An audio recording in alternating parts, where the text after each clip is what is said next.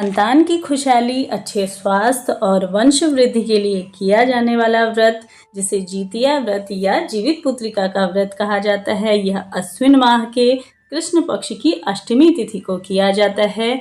नमस्कार दोस्तों, स्वागत है आप सभी का मेरी एक और न्यू वीडियो में। आज इस वीडियो में बात करेंगे कि यह व्रत किस दिन किया जाएगा, पूजा का शुभ मुहूर्त क्या रहेगा, नहाय खाए से लेकर के पारण तक का संपूर्ण नियम और जानकारी आप सभी के लिए इस वीडियो में लेकर के आई हूँ। तो जैसा कि सबसे पहले हम जान लेते हैं कि साल 2024 में खरजितिया यानी कि जीवित पुत्रिका का व्रत किस दिन करा जाएगा। साल 2024 में जीवित पुत्रिका का व्रत 25 सितंबर दिन बुधवार को रखा जाएगा। यह पर्व 3 दिनों का होता है, जो कि 24 सितंबर से 26 सितंबर तक मनाया जाएगा। अष्टमी तिथि शुरू होगी 24 सितंबर को दोपहर 12:38 पर और अष्टमी तिथि समाप्त होगी 25 सितंबर को दोपहर 12:10 पर। इसके साथ ही साथ नहाय खाए की तिथि रहेगी 24 सितंबर के दिन, जिस दिन आप सभी को संपूर्ण नियम, आप सभी को जैसा कि बाल इत्यादि धोना और साथ ही आप सभी को शुद्ध और सात्विक भोजन इस दिन लेना है। इसके बाद अगले दिन के समय में आप सभी को स्नान आदि से निवृत्त होकर के, जैसा कि यह बहुत कठिन व्रतों में से एक माना जाता है, यह निर्जला व्रत है, तो आप सभी को अपने घर के मंदिर में साथ ही साथ जैसा कि जीमूत वाहन जी का उषा से बनी हुई जीमूत वाहन जी की इस दिन पूजा की जाती है। नहीं तो फोटो प्रतिमा है तो उसे आप चौकी पे एक चौकी लगा लीजिए, उसमें गंगा जल का छिड़काव करके पीला या लाल रंग का वस्त्र बिछा करके उसमें आप सभी को जीमूत वाहन जी की फोटो प्रतिमा स्थापित कर लेनी है। साथ ही साथ इस दिन माना जाता है कि गाय के गोबर और मिट्टी से चील और सियारन की मूर्ति बनाकर उसका पूजन किया जाता है।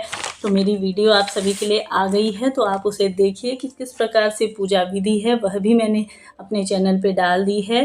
तो जैसा कि महादेव और माता गौरा को भी इस दिन आपको अवश्य से ही पूजन करना चाहिए, का आशीर्वाद लेकर के अपने कुल देवी देवता और इष्ट देव का स्मरण करते हुए आप सभी को व्रत का संकल्प ले लेना है, क्योंकि इतना कठिन व्रत है, तो आप सभी भगवान का आशीर्वाद के बिना इस व्रत को नहीं पूर्ण कर सकते। तो आप सभी को अवश्य से ही अपने व्रत का संकल्प लेके उनके आशीर्वाद अवश्य से ही लेना चाहिए।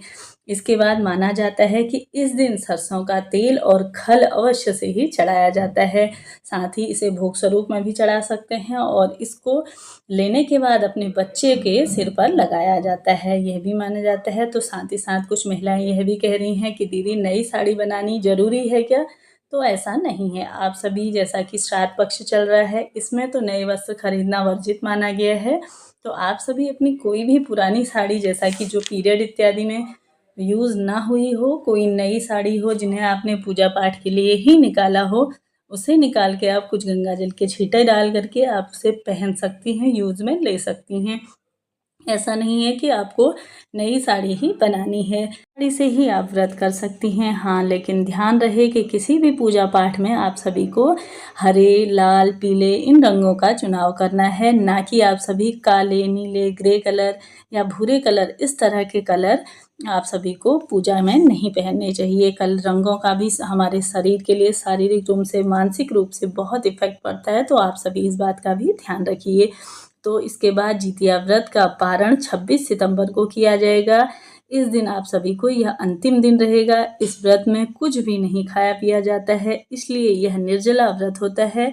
तो व्रत का पारण अगले दिन यानी कि नवमी की सुबह किया जाता है, जिसके बाद पारण के लिए चावल, मरुआ की रोटी और नौनी का साग बनाने का इसमें विधान माना गया है। जितिया व्रत का पारण सूर्योदय से लेकर के दोपहर तक किया जाता है। तो यह थी मेरे द्वारा दी गई जानकारी। मेरे चैनल पे जितिया व्रत की सभी वीडियोस आप सभी के लिए आ गई हैं कि किस तरह से पूजन करें, पूजा विधि सरल सी संपूर्ण नियम जानकारियाँ आप सभी के लिए लेकर के आऊँगी। तो मेरे चैनल पे बने रहिए। अभी तक आपने चैनल को सब्सक्राइब नहीं करा है तो चैनल को सब्सक्राइब कर लीजिए, साथ ही साथ बेल बटन को प्रेस करना ना भूलिए। इससे क्या होगा, मेरी सभी वीडियो की नोटिफिकेशन आपको सही समय पर प्राप्त होंगी। तो मिलते हैं नेक्स्ट वीडियो में, तब तक के लिए हर हर महादेव।